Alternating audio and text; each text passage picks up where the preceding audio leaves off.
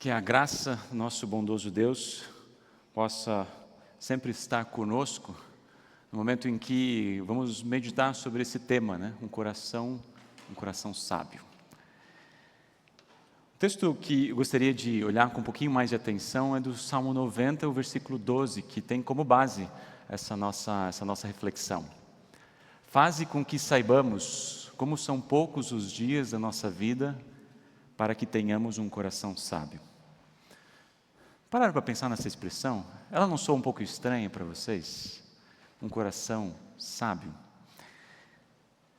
Pelo menos parece que essa é uma expressão que não conversa um coração ser sábio. Agir com o coração normalmente está vinculado com agir com emoção.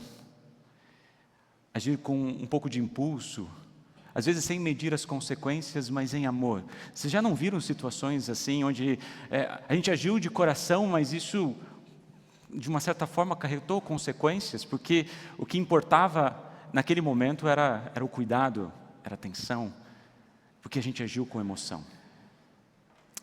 Por outro lado, agir com sabedoria normalmente está relacionado com a razão, com o pensamento, é refletir, é ter prudência, é ter paciência, é ter cuidado.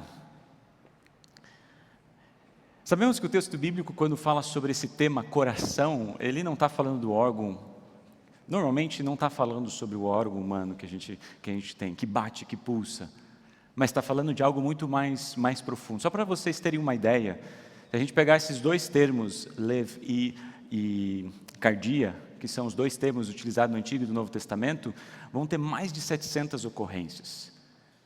Ou seja, é um coração, nesse caso aqui, um coração pensante. Ou seja, o coração é vulnerável, ele é complexo, é cheio de sentimentos, de emoções, de pensamentos. Então, o que o Salmo nos ensina a respeito desse tema? De termos um coração sábio. Eu quero destacar alguns aspectos. O primeiro, o que o Salmo nos ensina? O coração sábio vê a vida como um dom de Deus. O coração sábio vê a vida como um dom de Deus. Se a gente agora eu abri um plano um pouco maior, não se preocupem, não tentem ler, mas só para vocês visualizarem o Salmo, e eu vou fazer alguns destaques nesse Salmo que vão estar presentes. Quem escreveu esse Salmo foi Moisés. O único salmo que Moisés escreveu. De uma certa forma, ele é único porque ele retoma a história do povo de Israel. E Deus escolheu Moisés para contar essa história, desde a criação.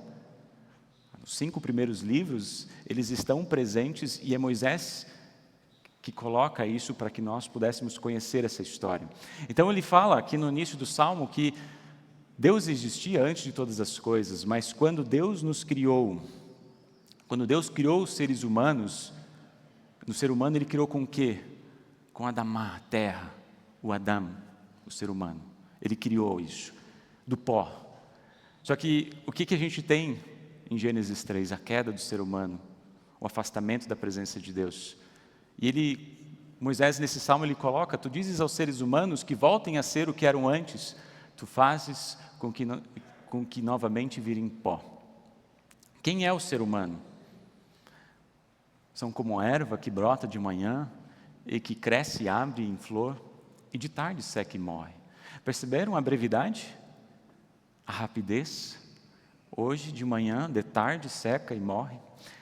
O salmista ele continua dizendo, de repente, os nossos dias são cortados pela tua ira, a nossa vida termina como mais breve ainda do que de manhã até de tarde, como um sopro. Qual o tempo de um sopro? Se vivemos uns 70 anos, só vivemos uns 70 anos, os mais fortes chegam aos 80, mas esses anos só trazem canseiras e aflições. A vida passa logo e nós desaparecemos. O que o salmista está nos ensinando aqui? Que a vida é um presente, é um dom. Ela é breve, mas ela é um dom. É um presente que Deus nos dá. E mesmo, às vezes, nessa aparente ausência, Ele está presente. E talvez vocês vão se lembrar da semana passada que ouvimos a história de José, né? Aqueles que tiveram a possibilidade de estarmos no último encontro. E José percebeu justamente isso, a vida é breve, mas a vida também é um dom de Deus. O coração sábio vê a vida como um dom de Deus. Só para lembrar um pouco da história de José, sem dúvida, é uma das histórias mais intrigantes que nós temos no texto bíblico.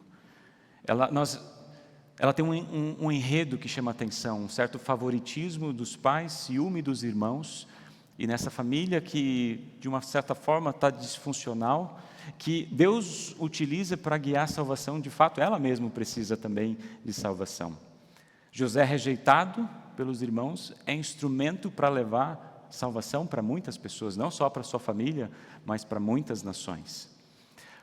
Semana passada a gente falou um pouco mais sobre esse início dessa caminhada de José, das dificuldades que ele passou, das situações onde ele precisou enfrentar a vida e sabendo que ele não poderia pecar contra Deus, não contra as pessoas, mas contra Deus. Hoje eu quero fazer vocês pensar um pouquinho no José um pouco mais idoso. Não tanto o José jovem que passou por aquelas situações, mas agora o José idoso.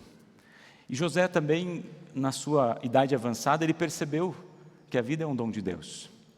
O José idoso, ele perdoou seus irmãos. Lá no em Gênesis 50 fala sobre isso. Ele perdoou os seus irmãos. O José idoso honra o seu pai, ou seja, traz o seu pai para perto de si, cuida da sua família. O José idoso, ele é exemplo para os seus filhos. O José idoso, se a gente for olhar em Hebreus, vai dizer algo muito, muito significativo. Ele não olha apenas para essa vida, mas olha para a promessa da ressurreição. E ele pede que depois da sua morte, os seus ossos fossem levados juntos para onde Abraão foi sepultado. Ou seja, ele já via na promessa que foi feita a Abraão, da ressurreição, da nova Jerusalém, da cidade eterna. E tem um aspecto aqui que no José idoso, ele, mesmo sendo o segundo homem mais importante do Egito, tendo todas as coisas à sua disposição, não deixa com que esse poder ou essa riqueza ocupem o seu coração, ou façam o seu coração ficar duro para a mensagem pela palavra de Deus. O José idoso, ele crê no Deus Criador, que, como diz lá em Gênesis, muda o mal em bem, a morte em vida. O que esse José idoso nos ajuda a ver, assim como o Salmo nos faz pensar? Que a vida é um presente de Deus. A fim de perceber que a felicidade, ela não está baseada simplesmente nas coisas que a gente tem, mas em quem está presente conosco. Por isso, nenhuma riqueza terrena é mais importante do que a riqueza celestial. Nenhuma riqueza terrena. E nenhuma dificuldade terrena, como diz Romanos 8, nos separa do grande amor de Deus. Nenhuma riqueza terrena é maior do que a riqueza celestial, e nenhum problema, uma dificuldade, o sofrimento terreno nos separa do grande amor de Deus.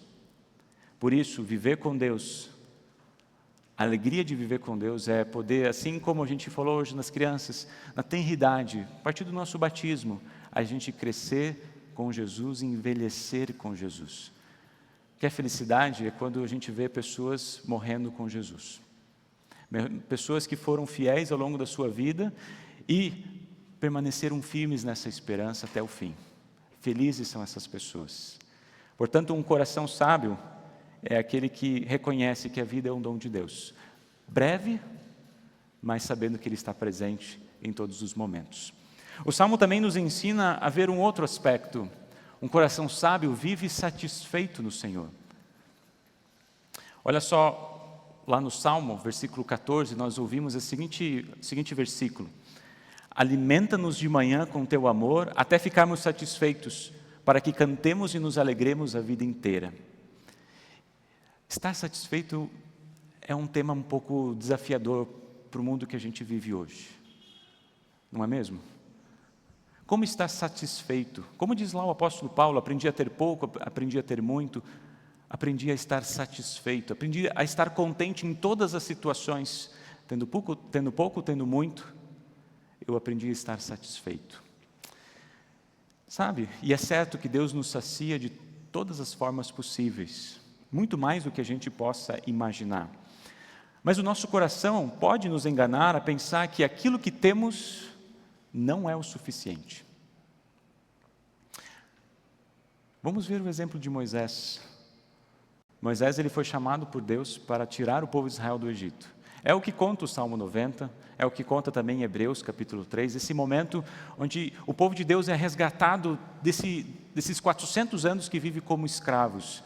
Tem as 10 pragas, o cuidado de Deus, passa um mar vermelho, aquela travessia, e de repente Deus dá um maná, Deus dá água, mas eles vão vendo que isso que eles estão recebendo não é o suficiente. Alguns tentam pegar mais comida do que é necessária, a comida estraga, eles ficam sem. Ou seja, aos poucos eles vão percebendo que, por ter tanto desejo de enriquecer ou ter mais, começam a agir injustamente.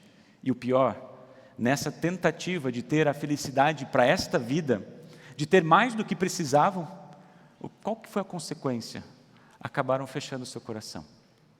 No momento onde a gente busca ter essa felicidade, mais do que a gente precisa, satisfazer desejos que não são os desejos de Deus, muitas vezes a consequência é um coração endurecido, e essa alegria que é para esta vida apenas, essa é uma alegria amarga, que não satisfaz o coração. Mas nós também somos tentados a isso. Vamos ser sinceros, nós somos tentados a querer e a buscar satisfações em situações em que, não sei se vocês já ouviram, se eu tivesse isso, eu seria mais feliz.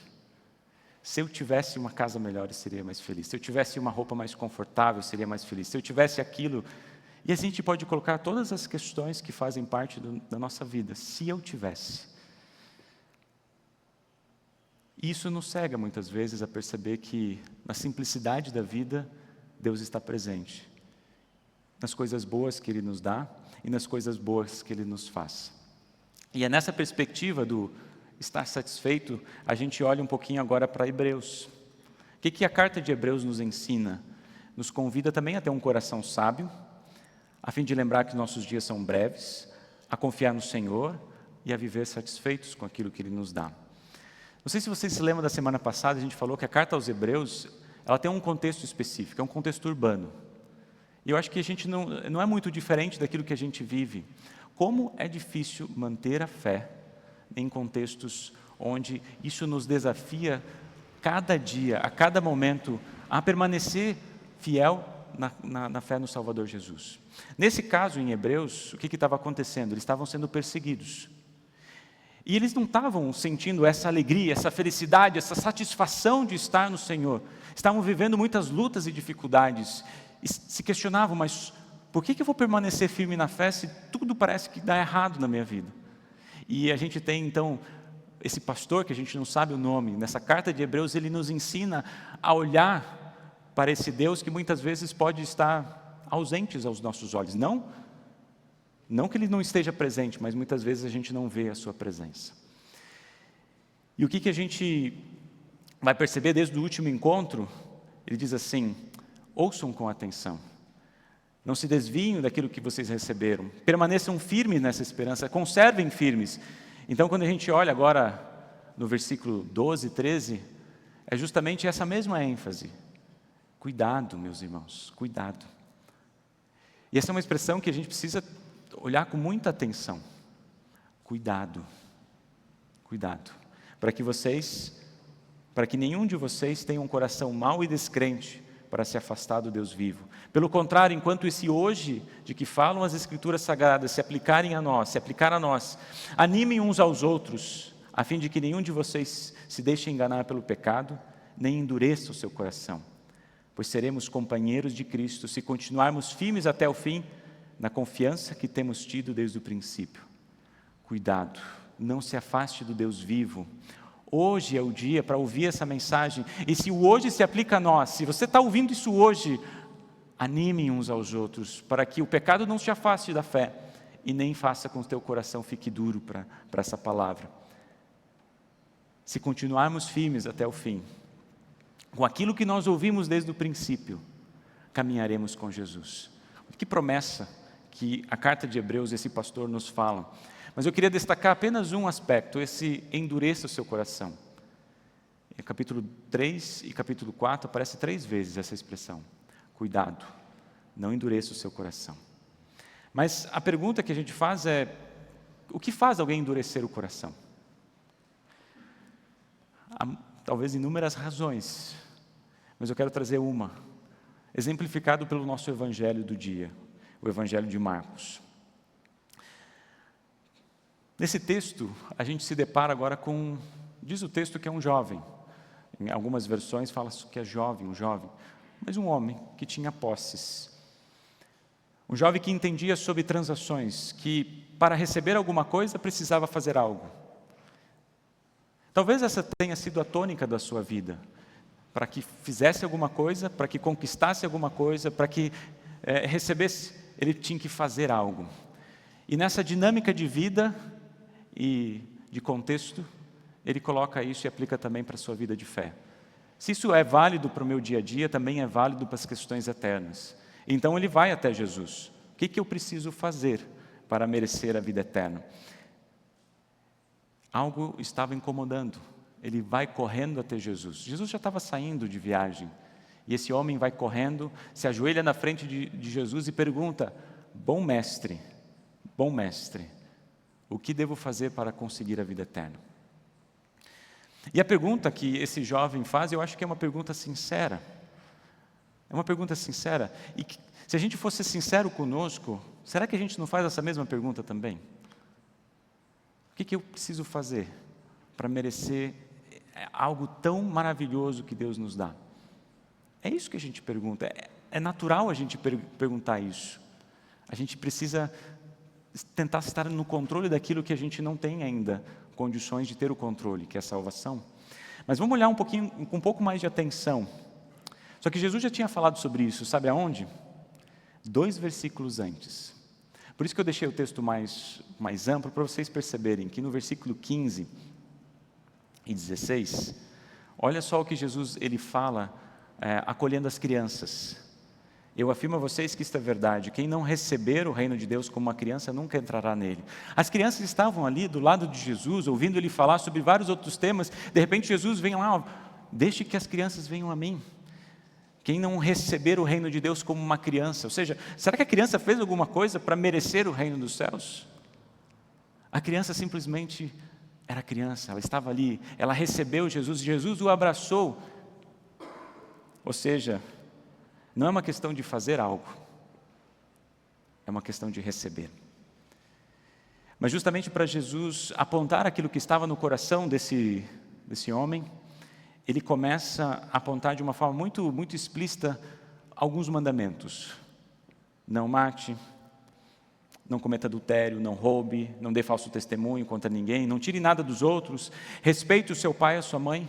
E a resposta é: mestre, eu tenho feito tudo isso desde criança. O que está faltando, em outras palavras? Sabe o que está faltando? Está faltando mandamentos ali. Conseguem perceber quais mandamentos não estão presentes? Só estão presentes os mandamentos relacionados à nossa vida com o próximo, nosso relacionamento com o próximo. Mas cadê os mandamentos que falam sobre nosso relacionamento com Deus? O primeiro, o segundo e o terceiro. Que fala o nosso coração: não confie em outras coisas, a não ser em Deus somente.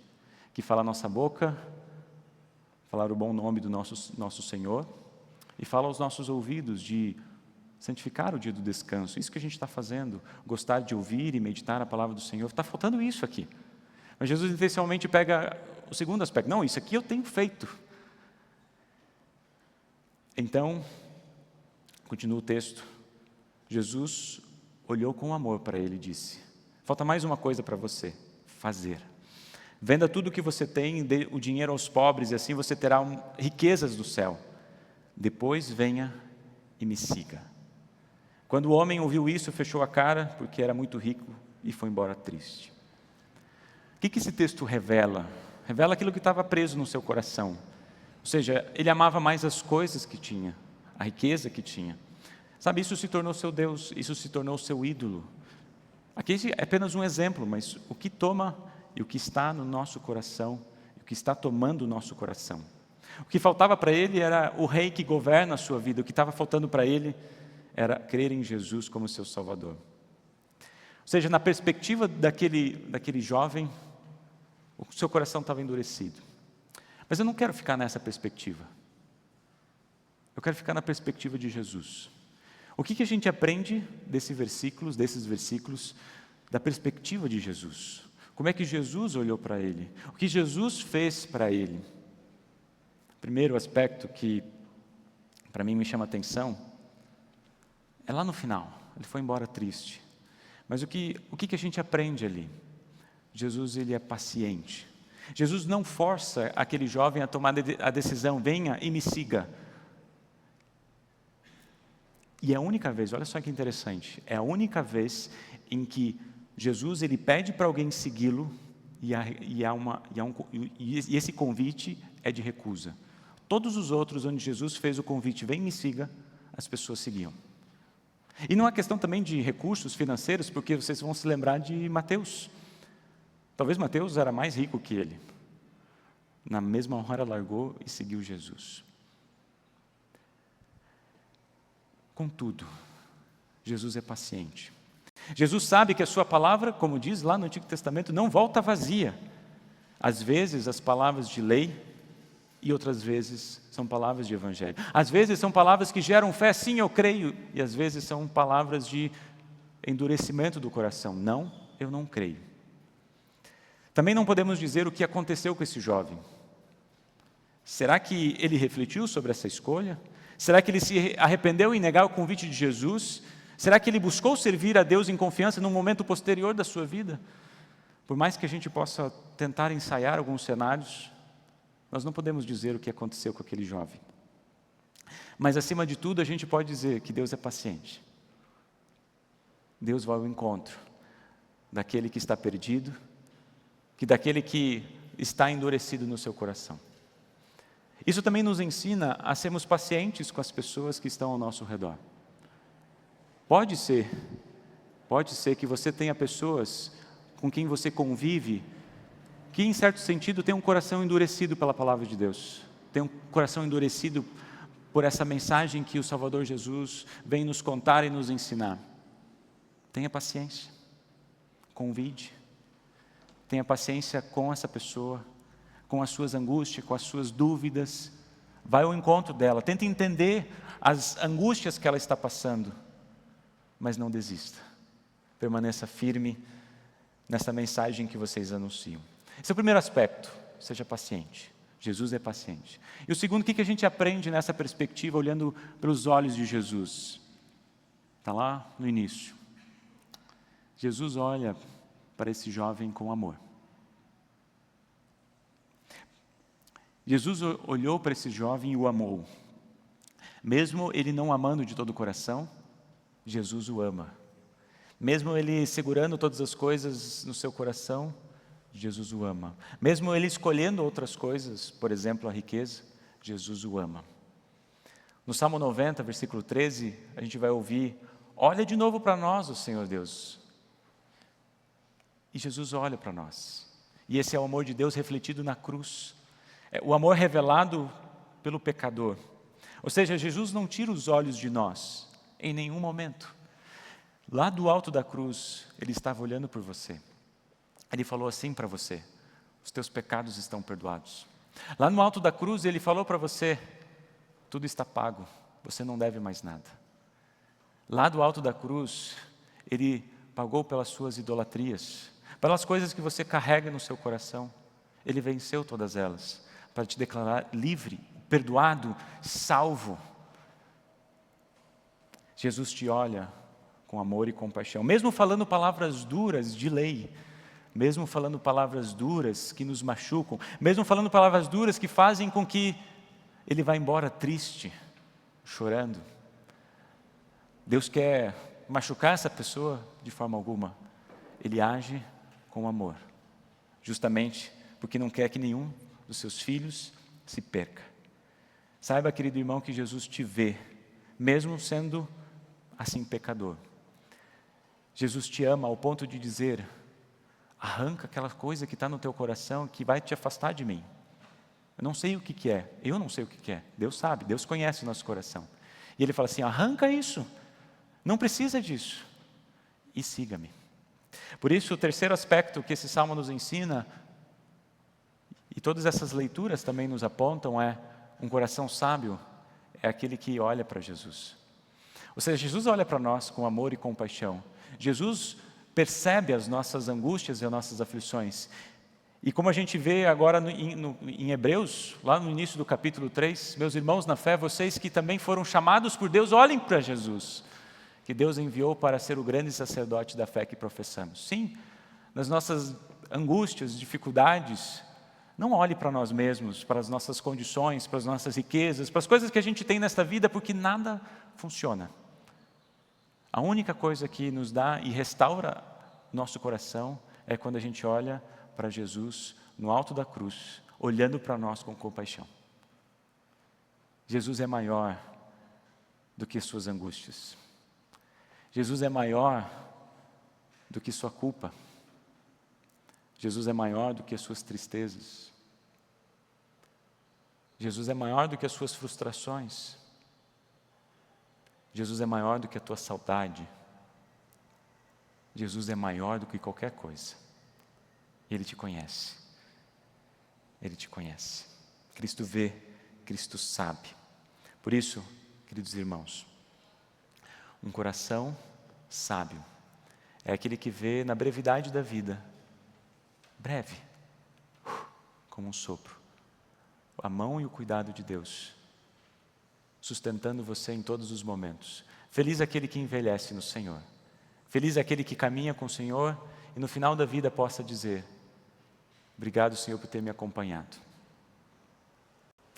Um coração sábio é aquele que está satisfeito com as coisas que Deus dá, que é muito mais do que a gente precisa, que é muito mais do que a gente necessita. E o pedido que a gente tem em nosso coração é: me faça enxergar a verdadeira felicidade. Não aquela felicidade amarga que me faz olhar com egoísmo para as coisas que estão ao nosso redor, mas que faça perceber nas coisas que a gente já tem a tua poderosa mão. E o terceiro aspecto, saiba que um coração sábio é aquele que olha para Jesus. Sabe por quê? Porque Jesus já olhou para você com amor e compaixão no alto da cruz. Amém. Nos colocamos em pé.